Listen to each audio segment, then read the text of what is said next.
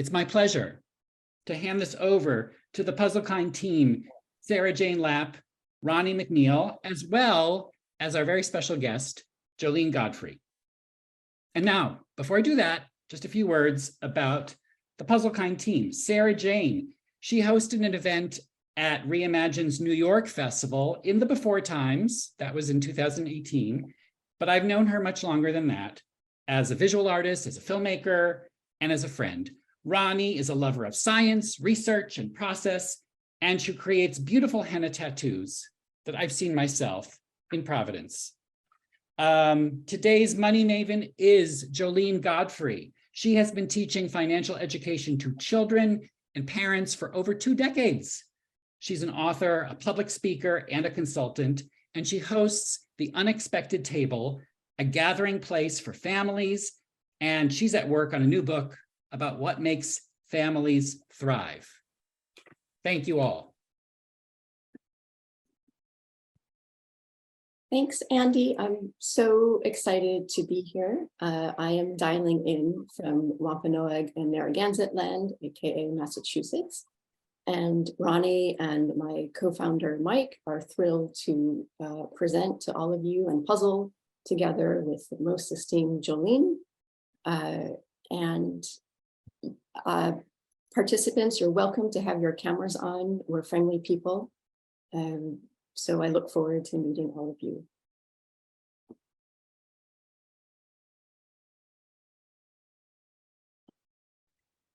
Well, I guess that means I'm up. Hi, everybody. I'm delighted to be here. I'm midpoint between my 2 homes, one that proudly has a history of the Chumash indigenous people in California, and the other in my home in Maine, where I grew up near the Penobscots. So this is a fabulous time to be involved in the work that both Andy and Sarah are doing, and to be asked to talk about financial trauma and grief was really quite an extraordinary opportunity for me. And I want to make it clear that what I'm interested in, actually I should stop by saying I have been meditating for, I don't know, close to 40 years at this point, and find puzzling to be an exceedingly meditative practice, an element that I think Thich Nhat Hanh would agree is a place both to focus and to get deep pleasure. So it's a great collaboration with what Sarah Jane is doing. I'm particularly interested today to look at this topic in terms of resilience. I have said for a very long time, and Andy, you can bring up my slides if you want to, I think at this point, I don't think anybody ever really gets over loss or grief. I just don't.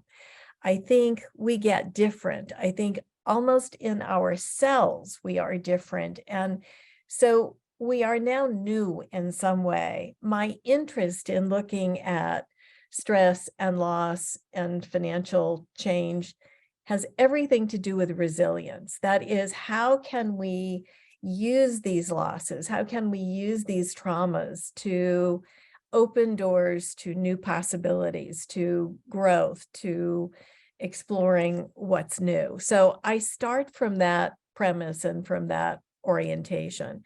You can move us forward to the next one, and then the next. There are, in my world, 4 kinds of loss. And again, I think about this, I go back and forth, is this financial or is this a more generalized notion of loss? And I think you can take your own situation, whatever it is, and apply it. But I thought what I would do in order to give you some meditative puzzling ideas is lay out the construct for how I am approaching this. I think there are 4 kinds of stress that we can generally place our losses in.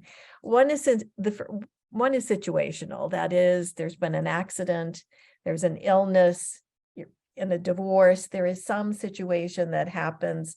It is temporary, can be highly disruptive, can change everything, but it is situational. The second one I refer to is self-inflicted. That is, it's in our control. There are some losses either because of really, really self-destructive financial habits, or because of addiction, or any of the things that send us down a dysfunctional path are self-inflicted. So they're in our control, but we ignore them. The third is existential. That is, these are those things that seem so out of our control that it sends us oftentimes into a state of depression. Existential, I think of as worrying about the current polarization of the country, worrying about the impact of what climate change or climate extremes will be. It is those things that are truly beyond our control, and they're big, but they have impact in one way or another. And finally, the last one is structural, and that I think of as those things that are racist, sexist, ageist, any of the isms or ists that interrupt our lives. And each one of these is a pot or a pool, if you will, of troubles that can send us down a rabbit hole of sadness, of anxiety, of difficulty. And the question is, what are we going to do when we get into any of them? You can move us along, Andy, to the next one.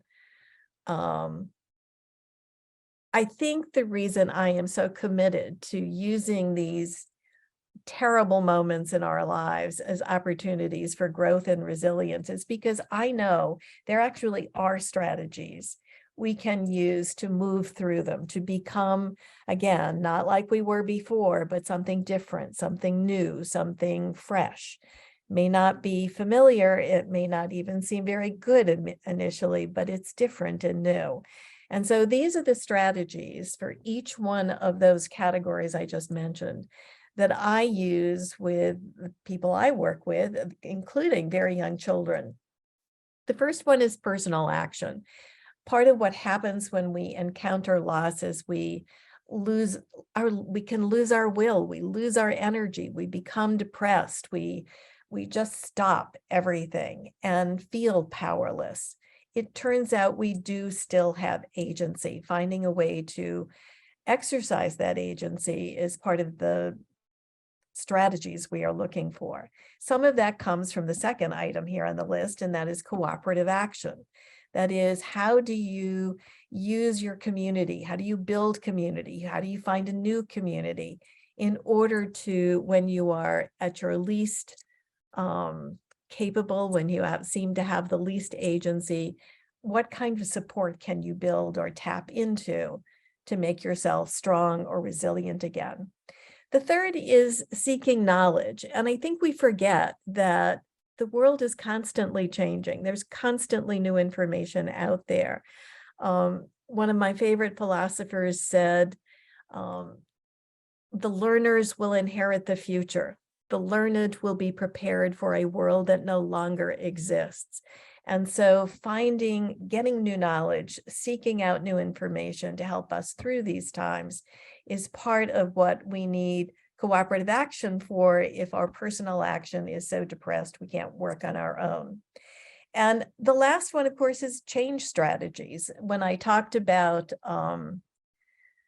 structural change, of course, I was referring to things like what's going on in Iran right now. Those women, those brave, extraordinary women who are standing up for their rights, they are exercising unbelievable change strategies to move the government. What's going on in Ukraine is the same thing. Standing up to what is wrong, big structural loss requires all four strategies: personal action, cooperative action, more knowledge, and collective change strategies.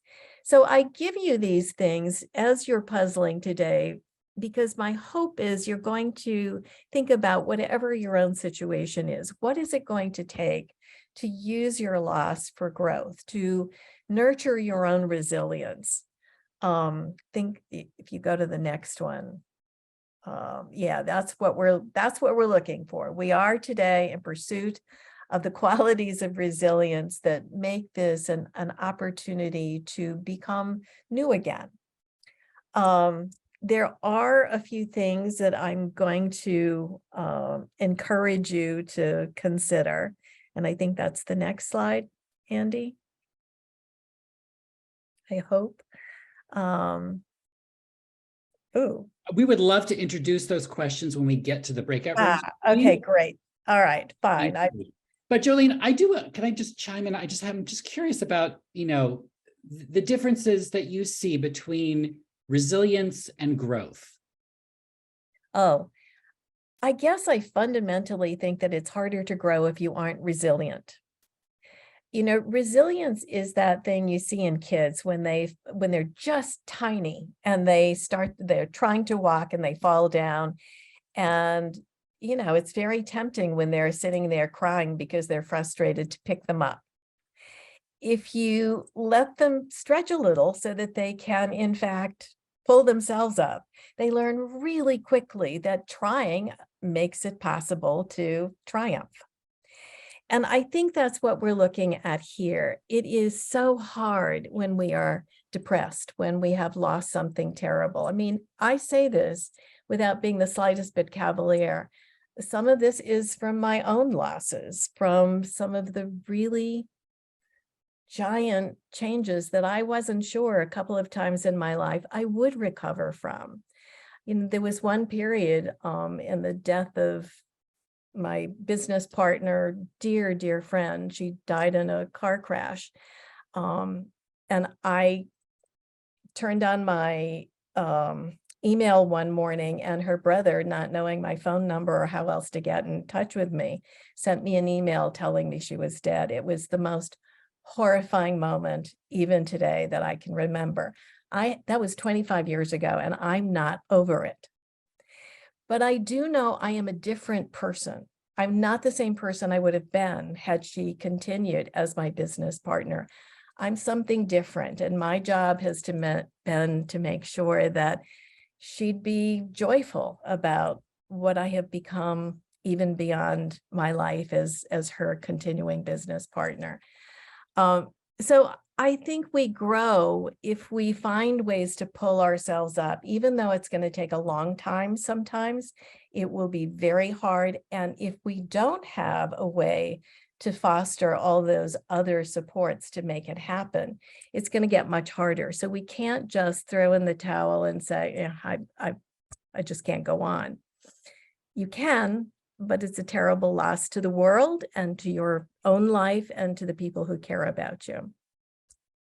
But Andy, you do remind me, I actually enjoy questions from audiences. So if other people have questions in the chat, I assume that's something you encourage too. I'm always happy. We do. If folks have burning questions now that they want to put in the chat, they may, and we will have time as part of our group discussion, I think, at the end to address them. But for now, the plan now is to hand this over to Sarah Jane and Ronnie to give us a little demo. But if the two of you have questions now for Jolene, you can do that as well. Great, thanks. Ooh, Jolene, that was a really beautiful and candid share. And I just had a major state shift. I'm just going to say that my heart really goes out to you. That is one of the most cruel uses of email I've heard in a long time. So, but kudos and props to you for manifesting life after that communication. And I want to say I feel that our Puzlkind project is part and parcel of a major PTG universe for me. When the pandemic, but which I mean COVID, that pandemic came upon us and shut down life, Mike approached me about the possibility of building an app because I had multiple clinical and community contracts to do in-person puzzle workshops. And he knew I would not be able to move forward and proposed that we build this app together.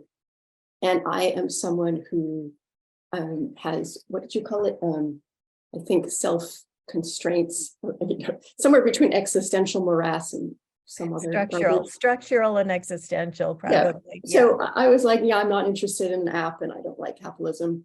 And he went ahead and built a prototype anyway. And I think Andy actually was on the beta group test in June of 2020. And it was really a delight to see people's responses. So we moved forward and built Puzlkind. Ronnie came on, I think later that year or a year later, Ronnie had been doing public puzzles with me in the park and had also attended many of the in-person workshops and has helped facilitate these events moving forward. So thanks to both of them for helping me personally with post-traumatic growth. And so Ronnie, let's talk about the power of puzzles and piece by piece. As you all heard Joline say, we deeply believe in the efficacy of jigsaw puzzles to promote resilience and neuroplasticity. And we hope that Puzlkind, the app, will help you facilitate conversations with one another and also heal some of the grief that will be part of our discussion today. And move forward to the next slide. And we also hope that maybe you'll find a new puzzle pal in this group. I know we're all dialing in from different places in the world, so feel free to private message each other and make a puzzle friend. Next slide. I want to share a poem that's been a motivating template in my head from Rabbi Larry Kushner. This is just an excerpt. Many of you may already know it. Everyone carries with them at least one and probably many pieces to someone else's puzzle. Sometimes they know it, sometimes they don't. This poem speaks to what Joline discussed, the power of cooperative action, the power of community, and its capacity to help us create resilience within ourselves. And the jigsaw puzzle for me is an amazing metaphor. Every single piece counts in a puzzle. You cannot complete a puzzle without all the pieces.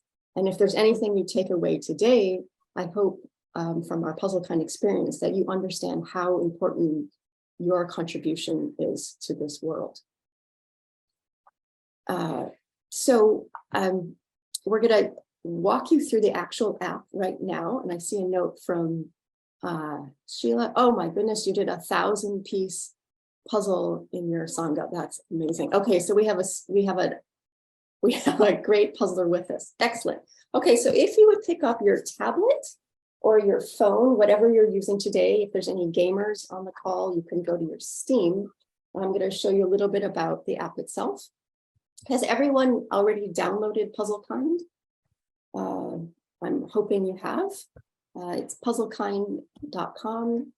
It works on your iPhone, it works on your Android. I'm hoping everyone has installed it already. As you install it, we'll ask you to create a screen name, which is the name that people will see at the virtual puzzle table. Okay. For those of you on Apple phones, you're going to want to turn off your block notification. You want to be able to communicate. You also want to give the app audio permission. We're not going to be using the app's audio today, but in the future, when you use the app, you can talk to each other within the app, sort of like you're on the phone, but you're doing a puzzle. Okay, so let me show you what the actual puzzle table looks like. Once we get to the puzzle table, you'll see pieces, you'll see a puzzle mat, you'll see a puzzle box. When you set up your own puzzle, you do have the option to go boxless if you want more of a challenge. Sheila, who does 1,000-piece puzzles, may want to give herself that challenge. Okay, next slide. And at the top, when you're at the puzzle table, there's these name buttons. And when there's many people, it's going to reduce to just your first initial, your second initial. And when you click on this name button, there's some magical properties, thanks to Mike's genius. Next slide. It allows you to play with the audio. You can mute yourself, you can mute other people, you can raise your hand. You can also become someone's friend. It will say add friend, and that allows you to send puzzle codes to one another. On the right, you can see that everyone will be muted. That means the microphone is crossed out, so you won't hear feedback within our session today because we're using Zoom audio only. Next slide. We also have the capacity to message one another within the app. That cartoon bubble with the 3 dots, which we all know from Zoom means chat, allows you to chat one another. If you want to keep total silence, you can chat and then send that message. When you have a message, the little chat bubble will blink on and off a yellow. Make sense? Any questions? Okay, wow, what an excellent group. All right, so let's move forward to the next slide. All right, so we're going to start with a group puzzle. And I think we're going to start, Ronnie, you want to do the 40 piece or the 60 piece? 40 piece? 60 piece. All right, Ronnie's asking for the 60 piece puzzle. So the code you're going to put into your app on the main menu where it says join with code is this middle code. And I'm going to read it out loud. 4DVBN2.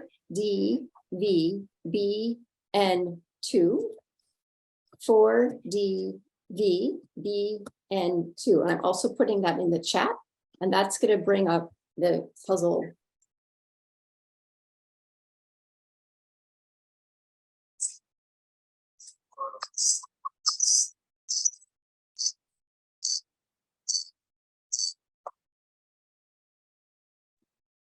Yay!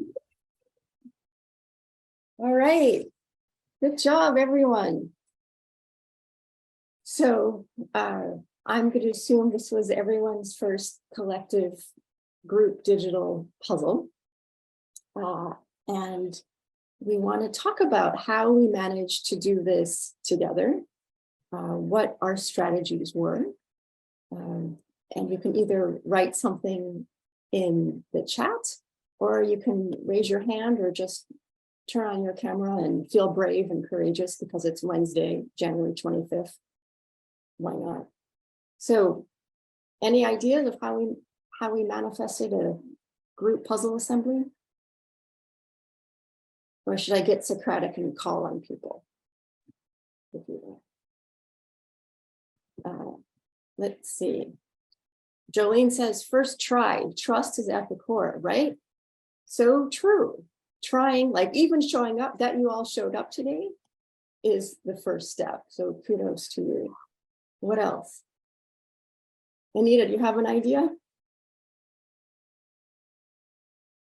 Not really. It was just fun. Thank you. Fun. Okay, so putting fun first, I think that's an important strategy in life. Finding out what's fun first. I had a step up and step back moment where like I was trying to grab a piece, but someone else was trying to grab it as well. And I knew, okay, maybe I should step back a bit and let this person do this if they want to.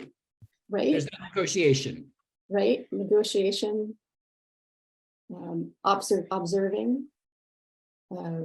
Focusing, right? Joline mentioned that she's been meditating for 40 years and the puzzle feels like meditation, and meditation is about grounding and focusing. Makana, what about you? I saw you at the table. What helped you puzzle? I don't know if you can hear me. Ideas? Well, I'm going to add, I like to start with what's easy. And for me, that's often the corner piece or the edge piece. The low-hanging fruit sometimes works for me. Okay. So we're going to think about these strategies as we move to the next level of puzzling. That's going to be small group puzzles. We're going to put you in little breakout rooms, which means you will have time to puzzle over these very salient questions that Joline put together with 1 or 2 other people while you work on a new puzzle image. So I'm going to, Andy, you want to put up the slide with the puzzle questions? And Joline is going to share some of her ideas. Oops, sorry, hold on. Sheila writes that she found that she prefers manipulating puzzle pieces. Interesting.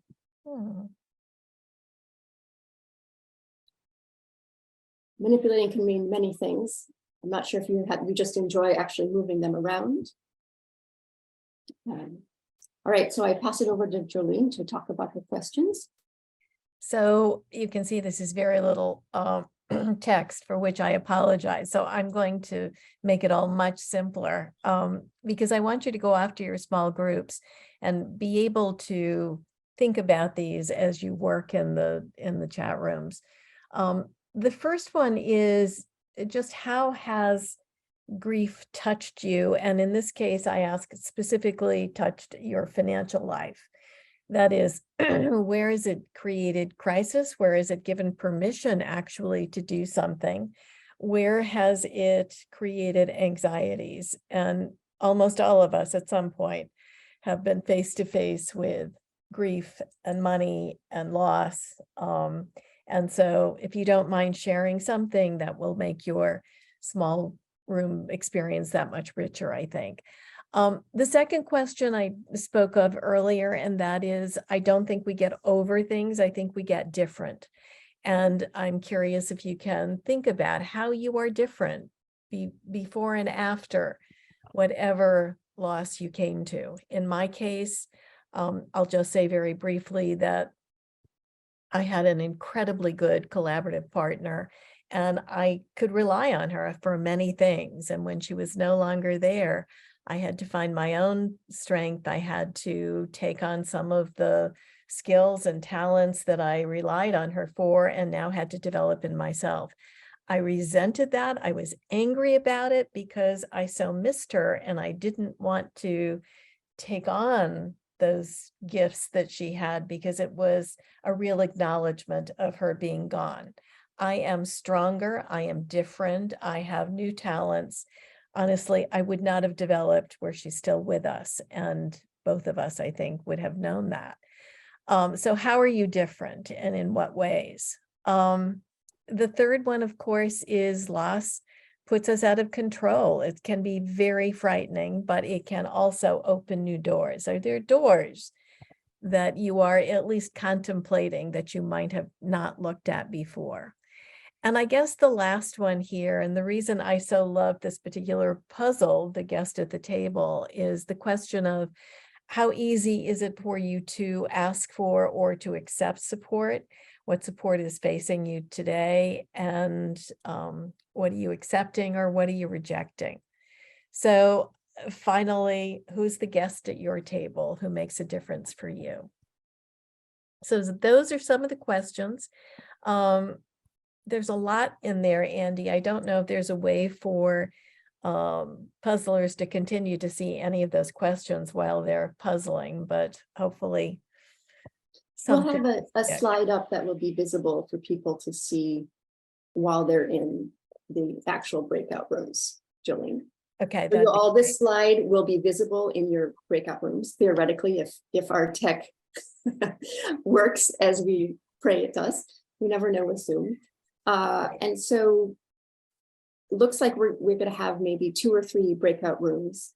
And I'm going to put the codes in the chat, which will be visible once you get into the breakout rooms. So you're going to want to look at the top of your menu bar. It will say room 1, room 2, or room 3, and then match it back to the code. Does that make sense? Okay, smart people, thank you. Feel free to ask questions. So here are the room codes, and Andy's going to put you in breakout rooms, and then we're going to put that slide back up that has both the questions and the room codes with your particular puzzle code. Make sense?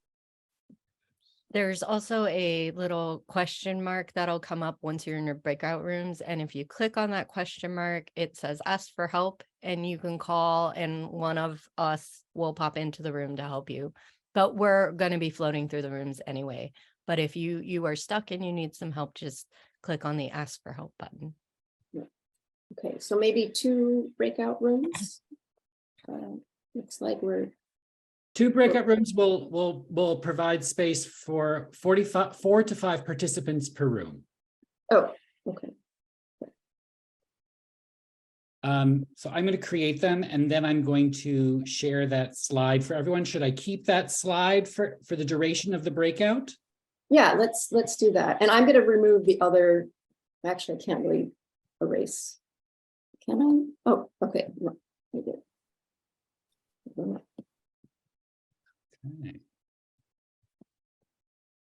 So Jolene, you'll let me know what you want to do. For now, you're in room 2 and you can decide what you want to do. I'll stay in the big room with you, Andy, I think. Got it.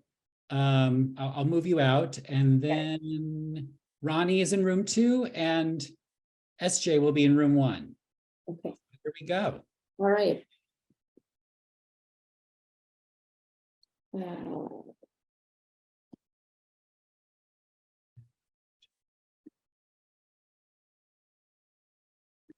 Share screen.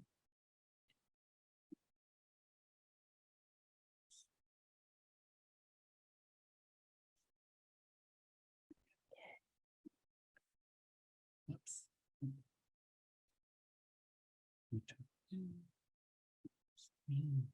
Share.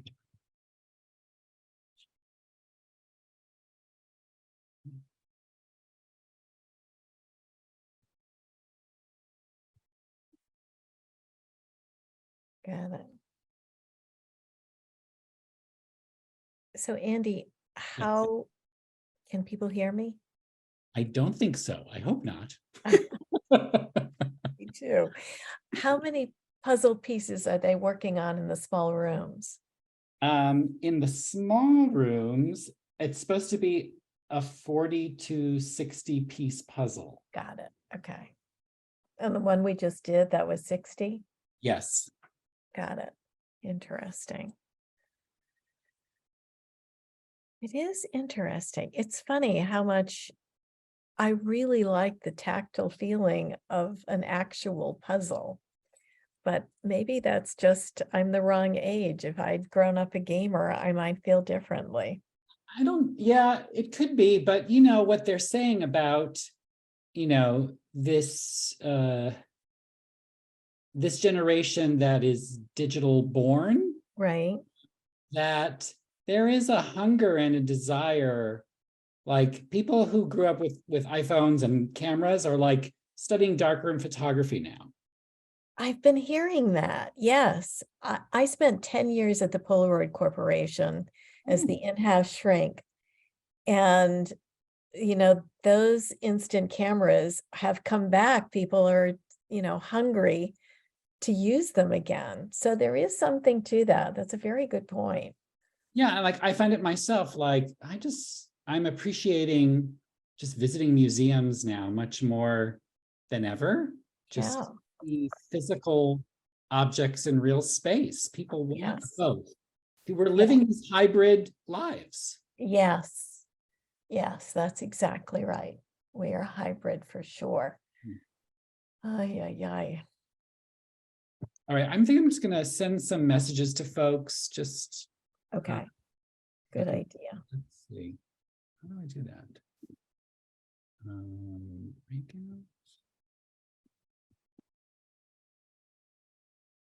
Breakouts. Okay.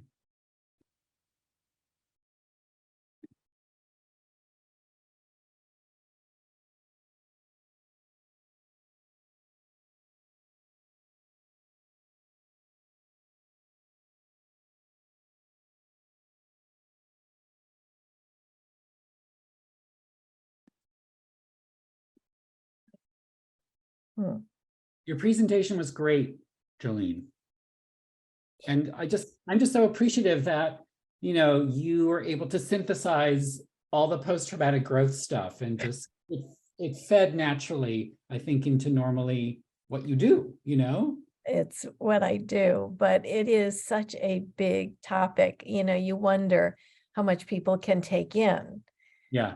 Particularly if they're in the middle of something now. Yeah. So I hope something stays behind. I do think we don't talk enough about resilience in terms of growth. And, you know, one of the things, so I work with ultra high net worth families. And one of the questions I get often is, you know, what do you suggest to make sure kids grow up healthy when they're surrounded by so much abundance? And my response is always, well, you've got to have kids do hard things. Because if they don't do hard things, they don't develop any resilience. It's too easy. And I think that really follows us into this world of grief. If Mhm. we are taught to just cave in the face of our deep sadness, we will be stuck there for a very long, long time. Mhm. So resilience is something that I spend a lot of time on these days. Can you think of some examples with the high net worth families that you've worked with where examples of difficult things that some of these kids were encouraged to do? Well, that's what's so interesting. When things come so easy, the question is, well, what could possibly be hard? Well, there are a couple of things. One is that they end up dealing with enormous amounts of depression or a lack of purpose. Jolene, I'm so sorry to interrupt you, That's but okay. we have someone who joined us, Makana. Makana, I don't know if you can hear me, but I would love to put you in a room so you can take advantage of all this conversation and this puzzling. So I think I'll put you in room 2, okay? And if you don't want to be there, you can come back. But since I can't hear you, I'm just going to put you there. Okay? All right. She has not joined, so maybe she'll be here with us. Oh, There she's you in go. room 2. Okay. Go ahead. Sorry. So I was saying, these days, there's such a disgust around trust fund babies, for example. So what they're dealing with are issues of shame, lack of purpose, depression.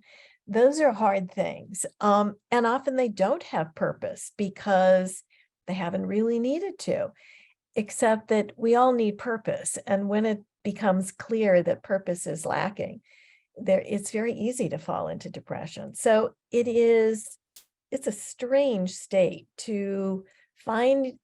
People always talk about, oh, you've got so much money. What problems could you possibly have? Well, it turns out it's complicated. Mhm. Sometimes it's not such a great thing to have too much. Abundance can be a dark place. Mhm. So that's where I spend a lot of time. And it's a paradox. It is the holy grail, the dream. And yet when you get it and discover that life is a little darker than you expected, now you don't know what to do. Right. And I suppose you really find out who your real friends are, when you divulge this information to others that you are super rich. Yep, there's that piece of it. There's the other internal, external. So for example, I've said for a long time, I can tell kids who've had deep contact with their grandparents in a nanosecond, because those kids have a sense of internal identity. Mm. Those kids who rely too much on what they wear and the car they drive and the logos they bear, those kids are dealing with externals to tell them who they are. Mm. And it just doesn't have the kind of gravitas or deep meaning that comes from our internal identity.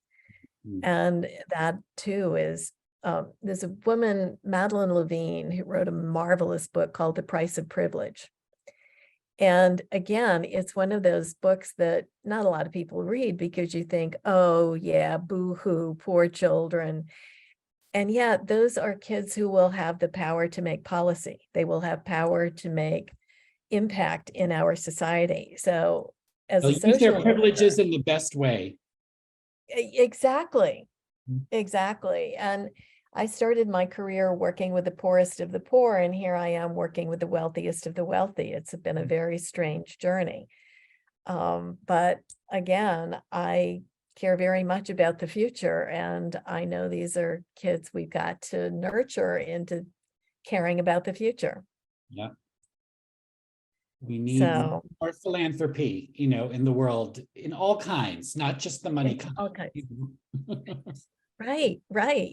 I mean, the whole conversation, the global conversation about sustainability and consumption, Mhm. that is a very big one when you look at, the 0.001% and what they are consuming versus what we're trying to sustain out there. So it's a complicated arena. Mm. Are you able to share with me who your client is in Chicago? I can't, though I could tell you that you would know. If I could, they are recognizable, but it's not something, because they are so recognizable, I really can't say much Oh, about it. I'm curious, speaking of philanthropy and money, and have you seen, I haven't seen it yet, but there's this new documentary that's gotten a lot of buzz on Nan Golden and her takedown of the Sackler family. Oh, I haven't seen it yet. But I'm so happy you reminded me of that. No, it's interesting. So It's called The Beauty and the Bloodshed, something like that. something like that. Yes, I'm gonna go check that out. I am very lucky at this stage in my career. I've been doing this for, 30 plus, 35 years now. Families self-select. I always understood that the Hilton family, for example, was never going to call me. The families who do call me are pretty intentional about wanting to be learners, about wanting to be forward thinking, to figure these paradoxes out in some way. So in some ways, that's made a huge difference in my own career and thinking. There's a whole body of people that, I don't want to work with, and they don't want to work with me, but they're not interested in change. They are interested in status quo and control and all those things that aren't good for us. So happily, the family I'm here with in Chicago is one of the most interesting learning families. I've spent the last year and a half creating an internal curriculum just for this family. And in the family, there are 5 living generations, more than 100 people in the family. I mean, it's a serious learning family that is taking this on in a real institutional structural way. So I'm curious, pretty speaking of Chicago, have you connected at all in your career with the Cummings family? In the very earliest stages of my career, when I wasn't doing what I'm doing now, I actually did in some different ways, all around ethics. I don't work with them. I haven't worked with them before. I'm not working with them now, but they always have been one of those families that stood out as somebody who was quite thoughtful about. Well, that's how, these discussions around young kids with a lot of money just reminds me, and who are finding purpose. Like I have a friend, her name's Danielle, and she's part of that family, and she's a filmmaker, she's an artist, she's doing great work. And a lot of her artwork is interrogating wealth and privilege. Oh, interesting. Yeah, I should send you just her link for her information. I would very much appreciate it. That would be Very great. thoughtful person and does really interesting artwork. I would love to see that. I mean, it's one of those things I might put her together with some of the members of the family I'm working with. So that would be very cool. All right. Well, according to my timeline, I should send these people back. Yep. So I'm going to do that right now. Okay, great. And I warned them I would do it. So I'm closing the rooms. They get a minute and I'll come back. Okay. I'm so proud of myself. I'm not such a technically fluent person. One would not believe that. You've done brilliantly on this. I could not have done this. Oh my God. There are too many moving parts. Let me while we're waiting for them, I'm going to look for. Ooh, cool. I'll send it to you. Oh, that would be great. Yeah. No, it's interesting. You zeroed in on the right profile for sure. Yeah. So how do you decide what your topics are and what are you going to do next? That is such a good question. We're in the midst of creating this work in progress taxonomy of topics. Some are what we consider pathways. Some are sparks or adversities, and I haven't been tasked with coming up with them, but we're prioritizing, if I find good people like yourself I'll want to do a series on money. Yeah. That's what usually is happening so far. All right, we're back. So I'm going to stop talking. So welcome back, everyone. You saw my slide? Yes, good. So I know my puzzle team is still puzzling. Anita and Charlene are still like going gangbusters. Eric and I are still puzzling too. Okay, Liz, are you in Ronnie's room? Liz didn't join us on the puzzle, but she joined us chatting. which is- Okay, great, Yeah. great. So just a little brief talk back to talk about what we gleaned in puzzling together and discussing grief and growth and post-traumatic growth and resilience. I'm wondering if people would like to create some connections in their mind between strategies used to assemble a puzzle with a stranger, a guest at your table, and a paradigm for resilience outside of the puzzle table. Liz, do you have thoughts about that? I know you're someone who does puzzles outside of the digital world. You want to unmute yourself, honey? There we go. I haven't done a puzzle in a while, and with mom gone, it seems like a very strange. It would be just too hard. I wasn't a puzzler really, except to help mom with her puzzle, Right. because she was a fanatic about it and loved your puzzles. But since she passed away, it's like that's all relegated to the So, but maybe someday, I'll get into that. But we did talk about, we were talking mostly about grief and financial and family in our breakout room. Mhm. So that's a big thing right now. Is there anything you might want to share with our breakout room?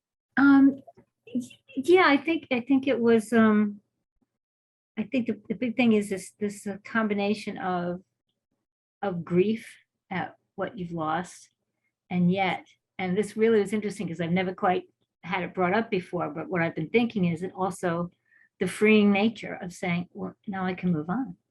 And now even first I want to move, and I'm working on that. And I can only move not because I have a good income, but because I have money from selling the house. And why did I sell the house? Because mom died, so there's these, steps going down. So I'm homeless right now because I sold the house and with no place to go.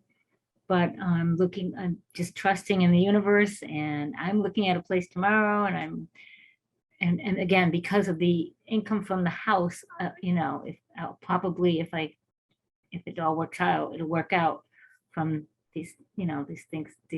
So the grief is there, and it keeps coming back, of course.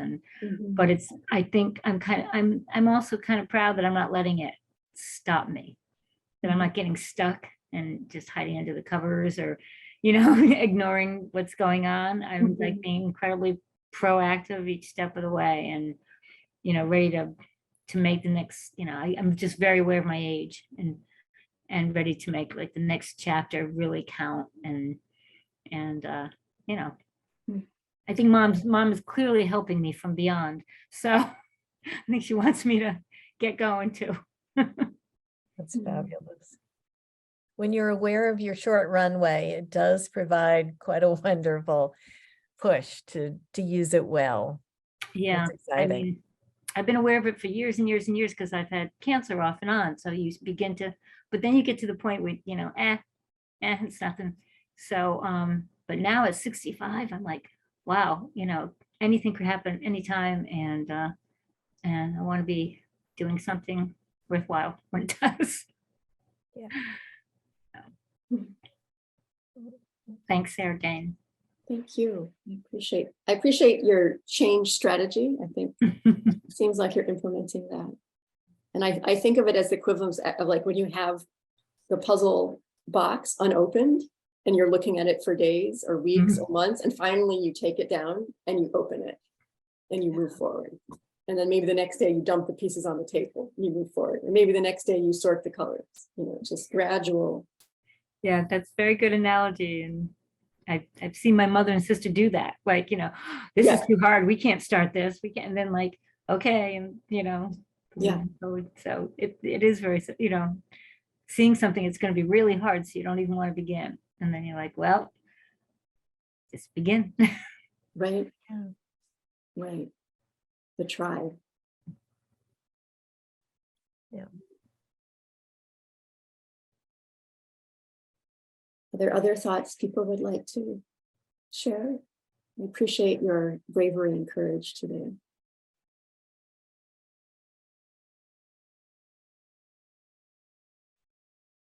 Ronnie, are you having a thought or are you peering at your screen? I was peering at my screen. Okay.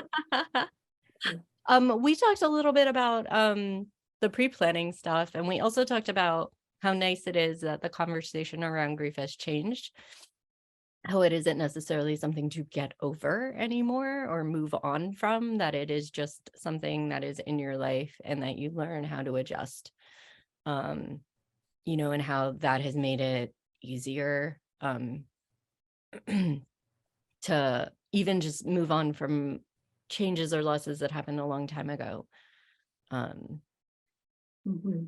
So So what you remind me of, Ronnie, is that often in grief, as we do move on and become different, there's often some guilt that begins to bubble up because how could I let go of my grief already? Does that mean I didn't care as much? And I think understanding that it's the cells just evolving and changing. It's not about letting go of anything. It is truly evolving into something new. I think you have to be less guilty about that because it's just a natural process. It's what happens. But it does require a new consciousness. And when you aren't with people around you who understand that and will project guilt on you, it can be really annoying. So we are in a global shift of consciousness, I think, that is going to take a while. That came up in our group as well. What happens when you actually do begin to heal in certain ways but still want to honor the memory of the person you lost, or whether you lost them to incarceration or to mortality. Yeah. And I think, Joline, your comment about your business partner or bringing the belief with you that she wants joy for you was important for me to hear. Yeah. It's funny, Jane is with me daily, and it has so evolved over the last 25 years. I mean, she was deeply in love with the man she married, and there were people around her, many of us, who were impacted by her loss. But I think that's true for all of us. We all have these tight communities and relationships. And so it doesn't just alter individuals, it may alter that small community that you were part of as well. And being aware of that and being able to talk about it within that community, whether it's relatives or friends or some combination or co-workers, we forget it's not just a personal experience, but it is a communal one very often. Anita, did you want to say something? What are you thinking? No. Not really. Thank you. Okay.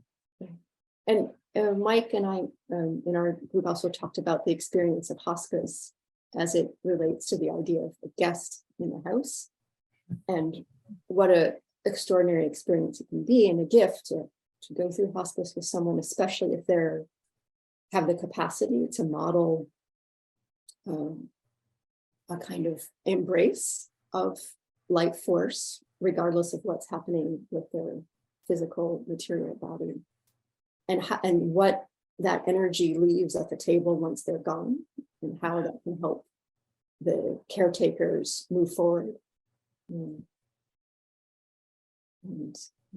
Well, Elijah has been with us for a very, very long time. So it's a great example, Sarah Jane. Yeah, right. Oh. Yeah. So I know we're coming to end of time, Andy. I want to respect people's lives, lunches or whatever. You're muted, honey. Thanks. Speaking of lunch, I just put a link in the chat for our next themed series in February. It's food as medicine. So we're going to be delving into this field, culinary medicine, which I knew very little about before we started planning this. But we've got some amazing experts in this subject. Food as a way to transform, to grow, to change, to get healthy. And we've got dietitians, we've got chefs, a whole range of folks in conversation. So I hope you join us for that. I want to thank the team at Puzlkind, Sarah Jane, Ronnie, and co-creator Mike. I want to give special thanks to Joline Godfrey for taking the time to join us today. You're fantastic. All of you are fantastic. And I want to give a special shout out to all of our participants who joined us today. Thank you for being so open, for so vulnerable with us, for sharing. And I hope this was a meaningful experience for all of you. So now let's say goodbye and come back to Reimagine in February, okay? Take care, everybody. Thank you. Thank you. Thank you. Thanks, Bye. Sarah Jane. Take care, everybody.